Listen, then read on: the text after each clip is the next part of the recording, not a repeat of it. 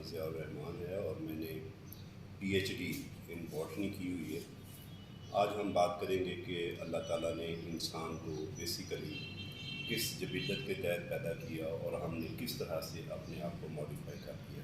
اس میں دو تین چیزیں، لیکن سب سے پہلے ہم اپنے لائف سائیکل کی بات کرتے ہیں، سلیپ سائیکل کی بات کرتے ہیں کہ اللہ تعالیٰ نے قدرتی طور پر ہمیں ڈائرنل اینیملز کے طور پر پیدا کیا ہے۔ ڈائرنل اینیملز وہ ہوتے ہیں جو دن کی روشنی میں کام کرتے ہیں اور رات کے اندھیرے میں جو ہے وہ آرام کرتے ہیں۔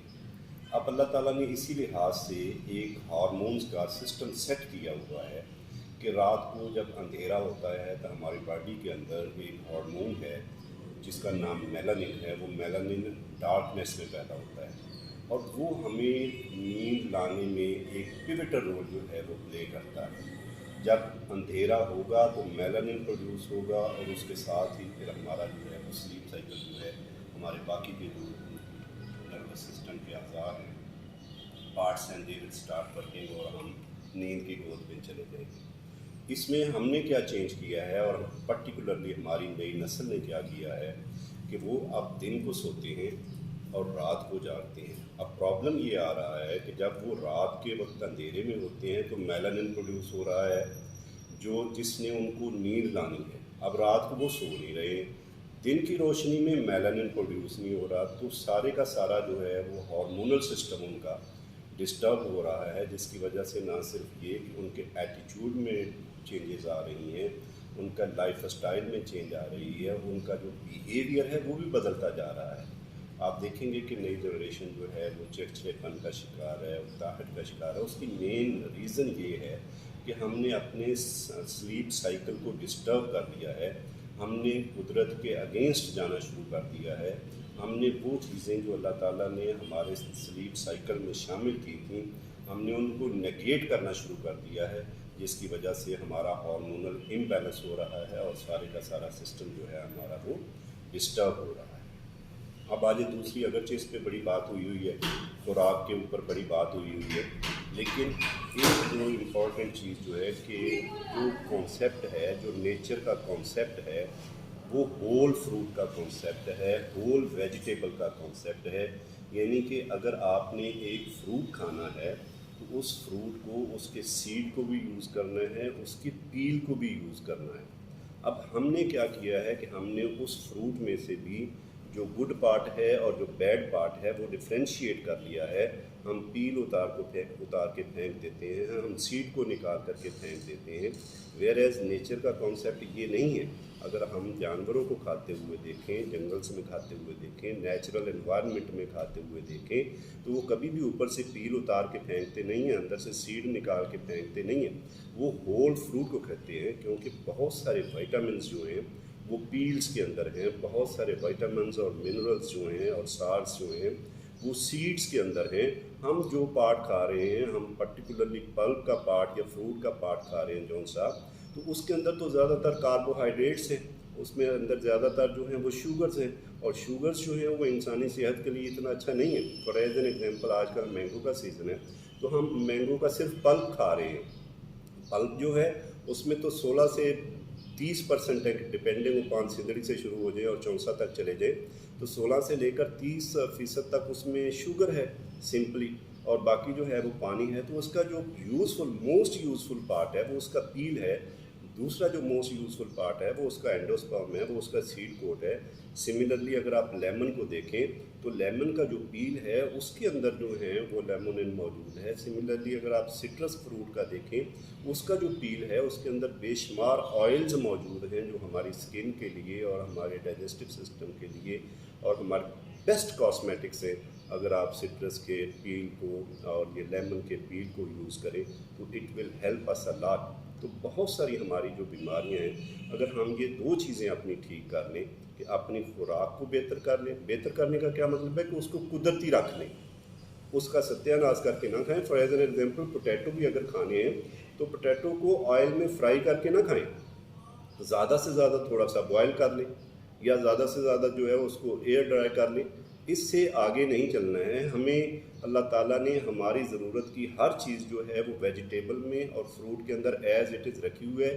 ہمیں نئی چیزیں ایڈ کرنے کی، نمکیات ایڈ کرنے کی، سالٹس ایڈ کرنے کی، شوگرز ایڈ کرنے کی اور یہ آئلز ایڈ کرنے کی ہمیں ضرورت نہیں ہے. یہ ایڈ کرنے کا مطلب ہے کہ ہم اپنی جو خوراک ہے اس کی جو غذائیت ہے اس کو ڈسٹرب کر رہے ہیں. سملرلی اگر ہم اپنے صرف سلیپ سائیکل کو ٹھیک کر لیں کہ رات کو سوئیں، وہ جو ہے کہ دن بنایا کام کرنے کو اور رات دی تو نے نیند بھرنے کو، اگر ہم صرف اس محاورے پہ عمل کر لیں تو ہمارے بہت سارے جسمانی اور نہ صرف جسمانی بلکہ روحانی بیماریاں بھی ہماری جو ہیں وہ دور ہو جائیں گی.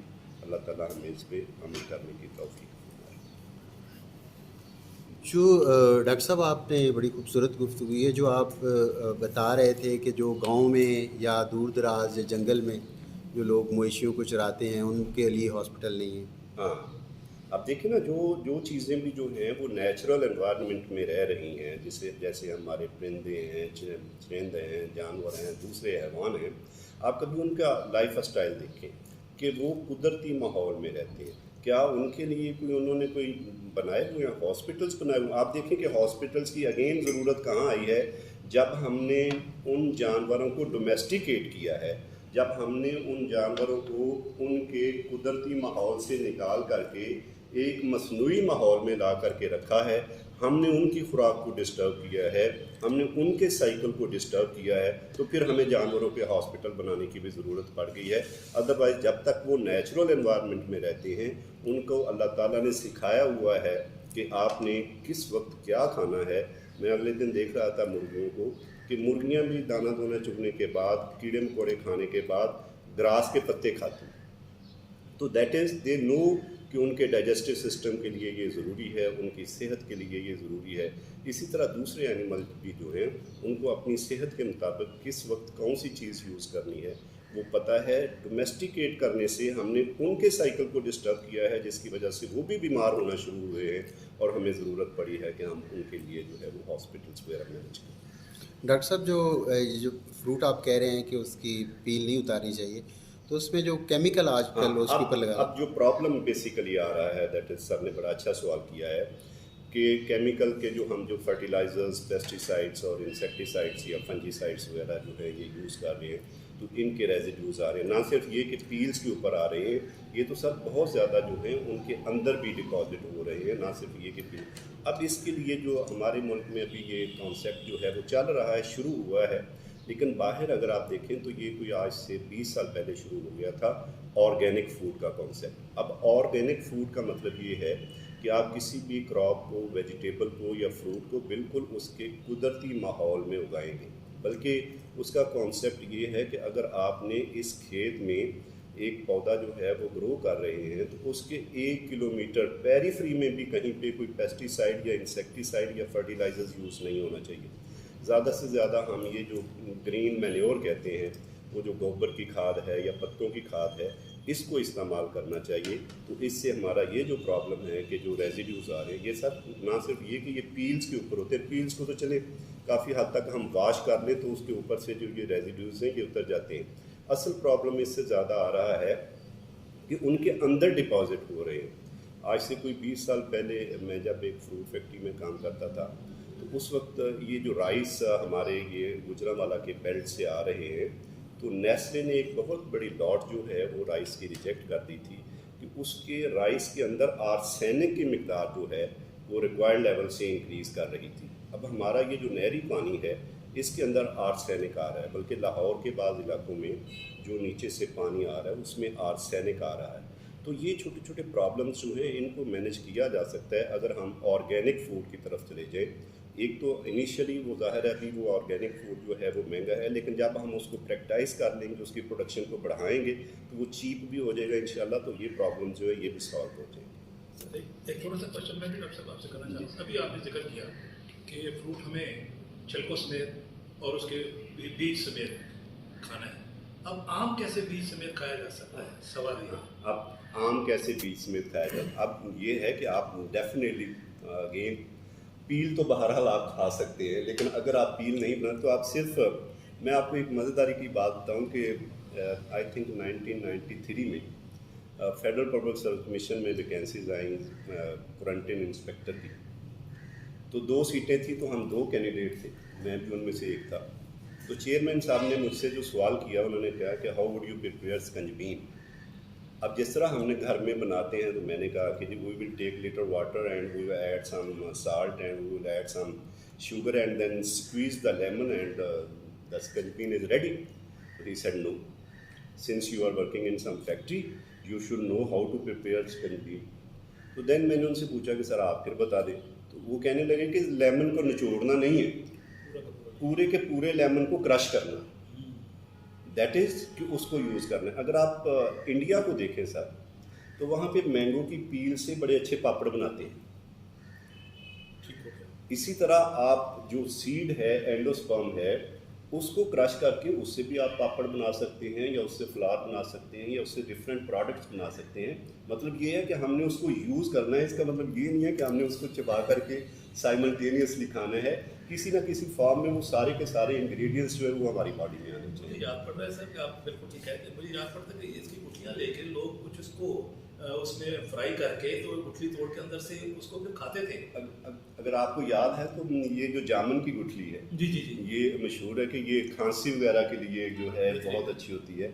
या आम की गुठली भी इवन जो है वो तवे के ऊपर जो है थोड़ी सी भून करके उसका जो एंडोस्पर्म है उसको यूज़ किया जाता है डिफरेंट डिजीज़ के लिए। तो ये होल फूड का मतलब ये है कि आपने उसके तमाम कंपोनेंट्स को, तमाम अज्जा को यूज़ करना है किसी न किसी तरह से। हम यहाँ पे मसलन पील का आप देखें कि हमारा इतना बड़ा किन्नू का क्रॉप है, सिट्रस क्रॉप है, और पील का ज़्यादा से ज़्यादा हम इस्तेमाल क्या कर रहे हैं कि उसको सुखा करके हम ये जो ईंटों के भट्टे हैं इसमें एज ए फ्यूल यूज़ कर लेते हैं, इससे आगे नहीं। हालांकि उससे इतनी कॉस्मेटिक्स की प्रोडक्ट्स जो है वो हासिल की जा सकती हैं कि अनएक्सप्लेनेबल। इसका मतलब हम ज़ाया कर रहे हैं। Definitely. जितना इसका जो है ना पील है, ये सारा का सारा ज़ाया हो रहा है। डेफिनेटली हम इसको बाकायदा फ्रूटफुल नहीं बना रहे, हाँ। हम बिल्कुल उसको ज़ाया कर रहे हैं। हाँ। सिर्फ आग जलाने के काम आ जाएगी तो कोई काम नहीं है। Yes. ये सोचा। बल्कि मैंने आपको जैसे बताया कि मैं एक फैक्ट्री में काम कर रहा था, तो वहाँ पे किन्नू को अब वो तो इसमें जो ऑयल थे तो वो जूस में जाते थे तो थोड़ी सी बिटरनेस आ जाती। अब हमारे लोग बिटरनेस पसंद नहीं करते, हम कहते हैं मीठी चीज़ होनी चाहिए। तो उसमें पहले ना डी ऑयलिंग करते थे। तो एक विजिटर आए फॉरेनर, तो उन्होंने कहा कि ये जो आप डी ऑयलिंग कर रहे हैं तो where this oil is going. तो हमने कहा that is going into the drain. हालांकि प्रोसेस वहाँ पे था कि उस ऑयल को सेपरेट कर लिया जाए उस वाटर से, और उसको कॉस्मेटिक्स के लिए बहुत महंगा, जितनी चीज़ें हम पल्प से हासिल करते हैं, जितना ज़र मुबादला हम पर, उससे कहीं ज़्यादा ज़र मुबादला जो है ये इन छोटी छोटी चीज़ों से हासिल किया जा सकता है, जो बीज और सीड से हमने कॉस्मेटिक्स तो दुनिया में सबसे महंगी जो है ना वो चीज़, और ये बहुत कॉस्टली भी है और बहुत इफेक्टिव भी। हमें इसकी तरफ चलना चाहिए। जी, थैंक यू वेरी मच। बिल्कुल। Thank you.